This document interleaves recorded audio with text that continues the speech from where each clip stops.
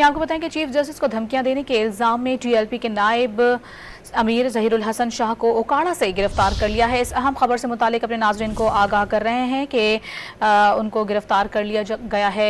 ओकाड़ा से chief justice को कत्ल की धमकियां, टीएलपी रहनुमा ज़हीरुल हसन गिरफ्तार कर लिए गए हैं। इससे बात करेंगे डॉन न्यूज़ के नुमाइंदे वसीम रियाज से। वसीम रियाज, इनकी गिरफ्तारी से मुतालिक क्या तफसीलात सामने आई हैं अब तक? ये देखिए, बिल्कुल थाना किला गुजर से ये मुकदमा दर्ज किया गया था, जिसके बाद जो है वो गिरफ्तारी का सिलसिला शुरू हुआ और मुख्तलिफ मुकामात पर नायब अमीर ज़हीरुल हसन शाह की गिरफ्तारी के लिए पुलिस ने छापे मारे, लेकिन फिर पुलिस कामयाब ना हो सकी। लेकिन पुलिस को आखिरी इत्तला मिली कि ओकाड़ा के इलाका में ज़हीरुल हसन शाह जो है वो एक मुकाम पर मौजूद है, जिस पर पुलिस ने वहां रेड की और वहां से इसकी गिरफ्तारी अमल में लाई गई। ये किला गुजर सिंह में चीफ जस्टिस ऑफ पाकिस्तान को जान से मारने की धमकियां देने का मुकदमा जो है वो दर्ज किया गया था, जिस पर इनको गिरफ्तार किया गया है। उनकी गिरफ्तारी डालकर मज़ीद कार्रवाई जो है वो की जाएगी। जो मुकदमा दर्ज किया था उसमें दहशतगर्दी एक्ट के तहत दफात जो है वो लगाई गई थी।